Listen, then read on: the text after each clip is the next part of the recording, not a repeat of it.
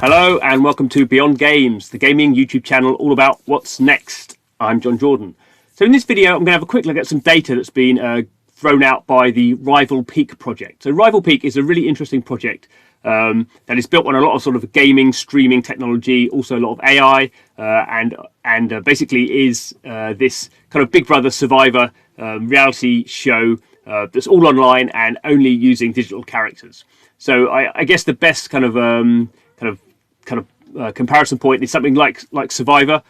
Survivor's the program where people are dumped into kind of weird locations and have to fulfill weird tasks, and one is kind of they're voted out, and then one's the kind of the winner. Obviously that happens mainly on sort of broadcast TV. So Rival Peak is something that happened purely on Facebook. It was using Facebook technology as a delivery platform. It had a whole bunch of cool streaming sort of game tech in the background. But what it was they created all these AI-driven characters, so they were all purely digital characters.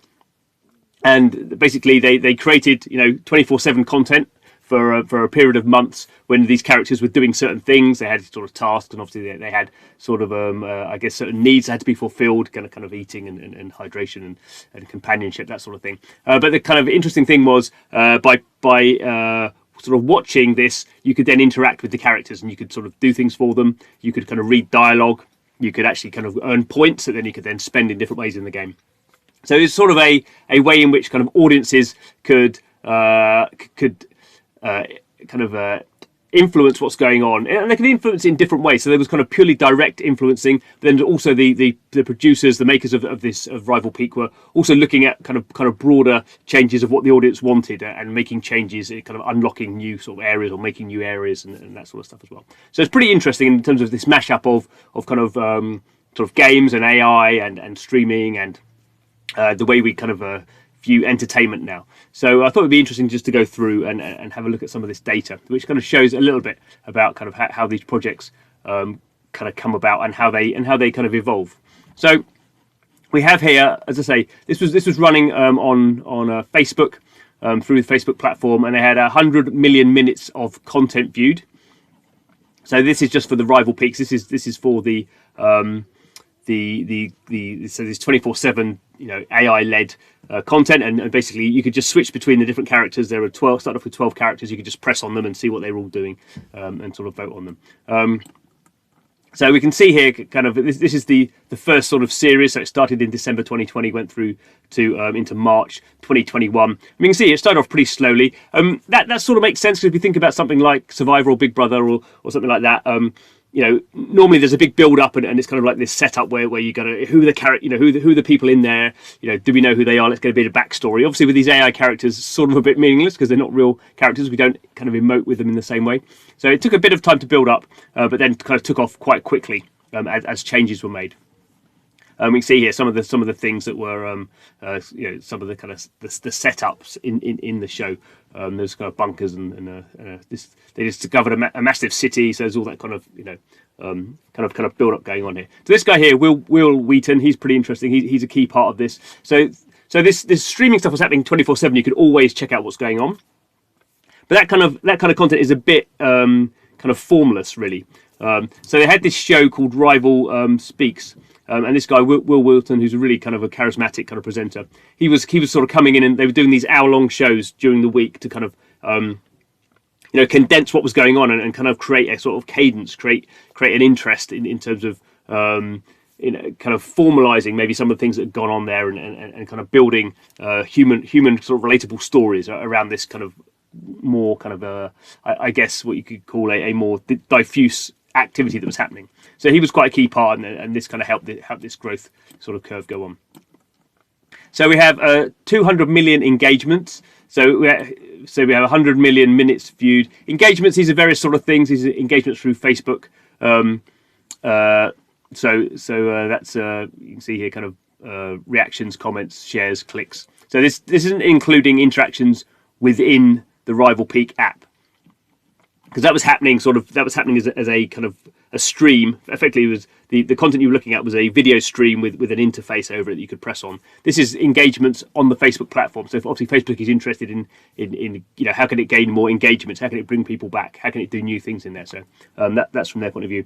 55 minutes 55 times as many minutes watched as week 1 by the end. So you can see here this kind of massive kind of growth curve going up here, which is total minutes view. So this is cumulative. But we can see here, towards the, obviously these sort of things take time to build up, and towards the end, that's where you get sort of peak, and obviously that's sort of when the interesting stuff's happening. So interactions, this is within the Rival Peak app, so effectively within sort of the Facebook platform. You could do things like voting, so you could vote for what the AI characters would do at any one period of time. That was actually quite small. There was these dialogues where you're actually reading all this backstory of between the characters and what's going on there, and then the more kind of specific event. So we can see here dialogues. So there's kind of character growth and twisting story arcs. So this was kind of you just go back and read all this sort of stuff. You earn points for doing this, and then you could spend your points.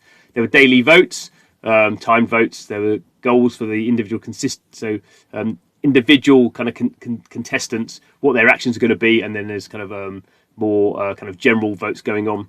You can power things up, speed up certain key activities, kind of little games. They started to build little games in here, so that was engaging. Build little kind of match-3 games and memory match games, and that allowed you as the kind of watcher, as the player, to kind of earn bonus scores, and then kind of use that in the game.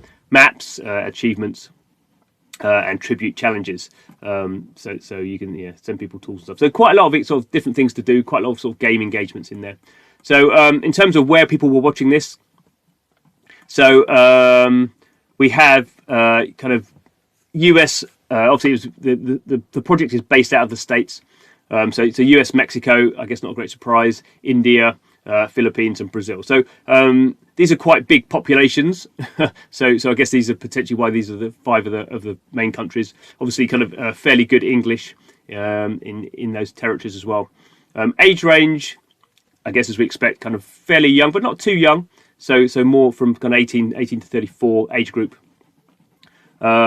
Interestingly, that it was 60% female, 60% male, 40% female. I would have expected that to be a little bit more skewed towards female, but I guess this was the first one, so there's those kind of issues. Mainly Android. That was because there were some issues with how they got the video running on iPhone, I believe. Hardly anything on PC, so this is very much mobile kind of focused. And I guess in emerging countries, I mean, the US is very iPhone heavy. Everywhere else is pretty Android heavy.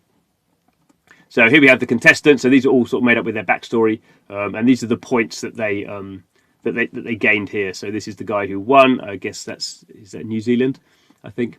So we have all these kind of different people, and obviously from different countries, and you can read all that sort of stuff there. So it's pretty interesting.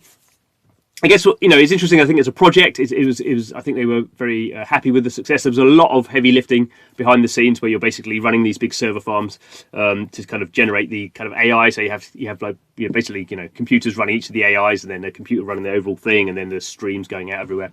What was interesting was that because it's a stream, they could actually target very low end Android devices, because you're not running anything really you're not running a game on the Android devices, so you could get support for very, very low end Android devices in some of these places: Philippines, India, Brazil, maybe very low end devices there. So because it's just a video stream, that's quite a powerful way of engaging audiences. So these are the companies involved. GenVid are the kind of main lifters there. They do a lot of the sort of streaming cloud stuff. Pipeworks, I think, Pipeworks are the game developer. That's what they do. And obviously, Amazon sort of paying for it all. At the sort of bottom end of the stack. So interesting to see how this kind of mashup sort of grows. Obviously, the tech is, by doing these things, you're doing projects, but also you're making the tech more kind of hardened and more robust, and that obviously kind of making it cheaper, I suppose, over time. So that means you can do more things, and definitely we're seeing more brands looking at this sort of stuff.